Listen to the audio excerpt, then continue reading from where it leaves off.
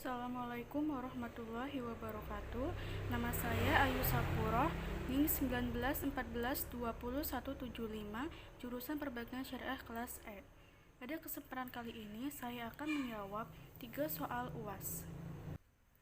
Pertanyaan yang pertama yaitu mengenai perbedaan gadai emas yang berada di perbankan syariah dengan gadai emas yang berada di pegadaian syariah, dan fasilitas mana yang lebih menguntungkan.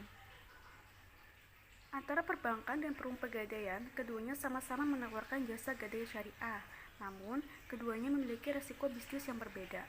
Hal ini dikarenakan adanya undang-undang yang mengatur masing-masing lembaga dan juga segmen pasar yang mereka yang berbeda pula. Jika dalam undang-undang pegadaian boleh melakukan lelang, sementara di perbankan syariah karena berhubungan kontrak dengan nasabah, maka tidak bisa serta-merta melakukan lelang karena memiliki dasar hukum yang berbeda. Masyarakat yang menggunakan jasa perum pegadaian biasanya akan menggunakan untuk kebutuhan yang mendesak dengan waktu yang relatif lebih cepat, sedangkan masyarakat yang menggunakan jasa perbankan syariah biasanya digunakan untuk kebutuhan yang tidak mendesak seperti investasi.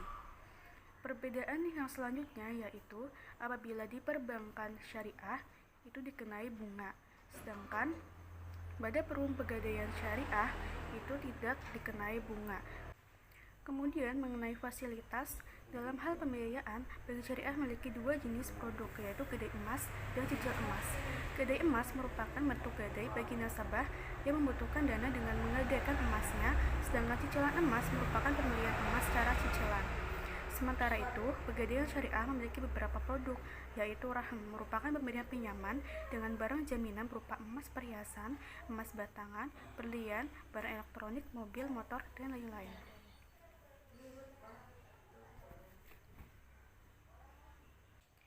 Selain itu, pegadaian syariah juga menyediakan wadah untuk investasi yang berupa produk mulia dan tabungan emas. Tabungan emas ini merupakan layanan penitipan saldo emas yang memudahkan masyarakat untuk berinvestasi emas. Produk tabungan emas pegadaian memungkinkan nasabah melakukan investasi emas secara mudah, murah, aman, dan terpercaya. Biaya administrasi dan pengelolaan pada tabungan emas lebih ringan, yaitu sebesar Rp10.000 dan biaya simpanan sebesar Rp30.000 per tahun. Kemudian, dengan menabung mulai Rp9.000 saja, maka terkonversi di buku tabungannya dalam satuan gram. Nasabah yang dapat melakukan transfer rekening tabungan emas mulai dari 0,1 gram, melakukan pembelian tabungan emas mulai dari 0,01 gram, serta melakukan buyback mulai dari 1 gram. Jadi, menurut saya, fasilitas lebih menguntungkan adalah pegadaian syariah, karena menurut saya lebih murah dan lebih terjangkau. Kemudian pertanyaan kedua yaitu mengenai apakah lembaga zakat di Indonesia sudah melakukan tugasnya dengan baik di masa pandemi ini? Menurut saya pribadi, lembaga zakat sudah melakukan tugasnya dengan baik. Salah satu contoh lembaga zakat yaitu Basnas. Menurut Ketua Basnas, Profesor Dr. Bambang Sudipyo, pihaknya telah total dalam menggerakkan seluruh lembaga program untuk turun membantu masyarakat yang terdampak COVID-19.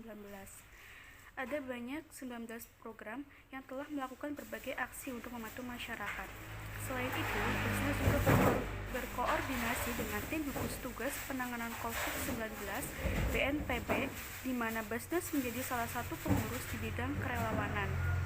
Bahkan tak hanya itu, Basnas juga mendukung kebutuhan logistik para tenaga medis di Rumah Sakit Darurat Wisma Atlet. Basnas juga melakukan kerjasama dengan Kementerian Agama, KNKS, dan juga Kementerian Sosial untuk mensinergikan program terkait dengan penanganan COVID-19 serta membentuk krisis center pencegahan penyebaran COVID-19. Ketua Basnas juga menyampaikan bahwa terkait penanggulangan COVID-19 hingga pertengahan April ini, Basnas telah memperkirakan bantuan di seluruh Indonesia mencapai 40 miliar rupiah. Basnas Pusat telah menyalurkan bantuan sebesar 4.488.156.940 miliar. Selain itu, Basnas juga memiliki beberapa program, diantaranya program Cash for Work, dengan memberdayakan mereka yang kehilangan penghasilan harian, bahkan logistik berupa bantuan sembako, dan juga mendirikan gerai mikro untuk memfasilitasi UKM yang mengalami penurunan usahanya. Serta Basnas juga menyalurkan alat pelindung diri ke beberapa rumah sakit rujukan.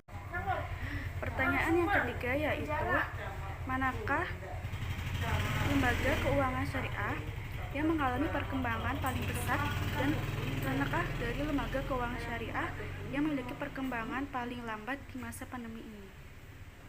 Jika dilihat dari data Otoritas Jasa Keuangan pada akhir Juli tahun 2020,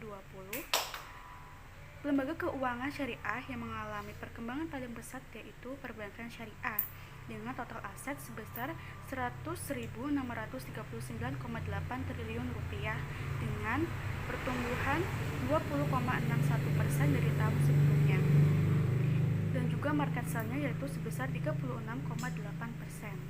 Sedangkan lembaga keuangan syariah yang memiliki pertumbuhan paling lambat yaitu reksadana syariah dengan total aset sebesar Rp55,7 triliun. Demikian yang dapat saya sampaikan, kurang lebihnya mohon maaf. Wassalamualaikum warahmatullahi wabarakatuh.